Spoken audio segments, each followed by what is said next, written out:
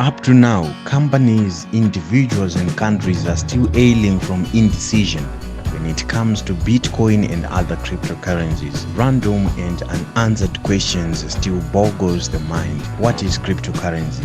Is it a technology or a financial instrument? Should we take cryptocurrency as money to replace the traditional forms of money? But the most relevant question is, what should we do with cryptocurrency on an individual, organizational, national or even the continental level?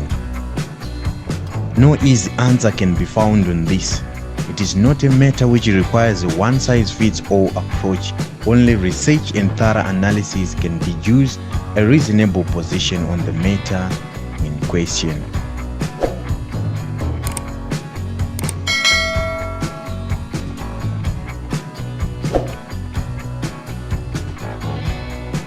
My name is Ronald from AmlaTech. I have interest in financial and technological issues that affect Zimbabwe, Africa and the world. Today I give an analysis on the relevance of Bitcoin and other cryptocurrencies to African nations like Zimbabwe. This analysis comes subsequent to the persistent rejection of cryptocurrency by many African nations. In 2018, Zimbabwe banned financial institutions from putting their finger in any activities involving cryptocurrencies. The Reserve Bank of Zimbabwe defended casting this black blanket on cryptocurrencies by citing weaknesses of the digital currencies such as risk of loss of value due to price volatility, theft or fraud, money laundering and other criminal activities. February 2021, Nigeria has also registered its divorce with cryptocurrencies, highlighting similar shortcomings. But are these reasons against Bitcoin genuine? Yes, they are, but to a certain limited extent, of course. It is true, since inception, Bitcoin suffers from volatility of value to the extent that a person who invested $100 in 2010 could be a millionaire today. At the same time, some have also lost their fortunes from Bitcoin. Fraud automatically becomes inevitable in Bitcoin, attributed to the absence of trusted financial intermediaries, commonly known as banks.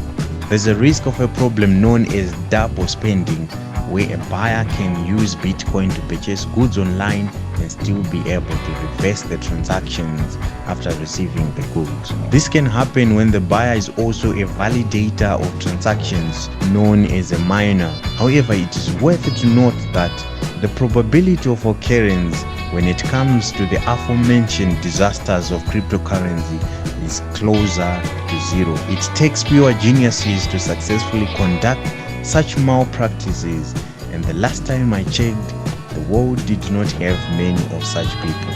Bitcoin is digital money which is not regulated by banks. It was invented in 2009 after the global financial crisis. The major reason for the introduction of Bitcoin was that banks could not be trusted to protect the deposits and the value of those deposits for individuals and organizations. So there was a need to introduce a monetary system which does not need banks in the equation. Is this not a relevant reason for Africa, where so many countries in the region experience unhealthy inflation year after year? Where in Zimbabwe people invested dollars in banks only to be told there are no dollars in the banks and could only be given the infamous bond notes. We have witnessed the failure of banks in Africa with our own eyes. Several banks have closed, leaving depositors with only a fraction of their own cake.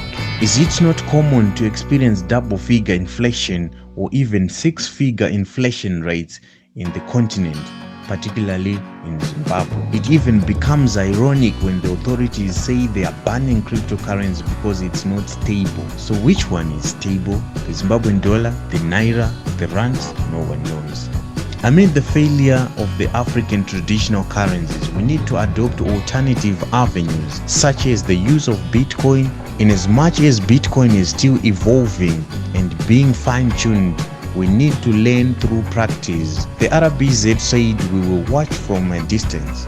Really, it is the nature of technological inventions that early adopters will always be the ones to benefit. Talk of social media. America has taken away most of the benefits and the rest of the world are just wandering and following the likes of YouTube, WhatsApp, Facebook, Twitter, Instagram, and many others. We need to move with Bitcoin before we are cancelled and factored out of the equation. Bitcoin is the future, no doubt. It enhances the smooth flow of transactions, especially online transactions with minimal stumbling blocks. Right now, it is not easy to carry out online transactions because it is not easy to open the Visa cards and the MasterCards required. Even if you got one, it's not easy to cash out your money from the card to US dollars. Cryptocurrency will make it easier to make cross-border transactions.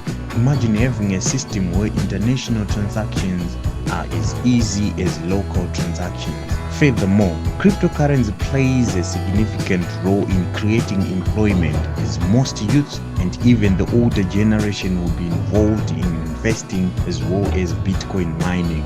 Despite the number of attacks it receives, the technology is even more secure than the traditional banking systems we have today. The decentralized blockchain technology requires a hacker to infiltrate more than one server, as opposed to other traditional systems where it takes only one server. While Africa is still doubting and introducing some no-look policies on Bitcoin, several European countries have been using the technology without regret. As of now, cryptocurrency is a multi-billion-dollar industry, but does this mean the European countries do not have concerns over this technology? They do have concerns on certain issues. Rules of financial oversight and tax administration, how to deal with massive volumes of electricity consumption as a result of Bitcoin mining, how to adopt the blockchain technology in other governmental and non-governmental activities such as social network systems, smart contracts, health and medical systems. These are called the transformational applications of the blockchain technology.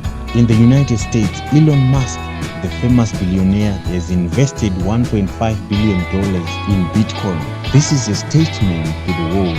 If the Bitcoin can be trusted with $1.5 billion, why do countries shy away from such behaviors? It is well known that the success of any financial instrument largely depends on the confidence of the public to invest in it. Nothing brings more confidence than influential people investing billions in the currency.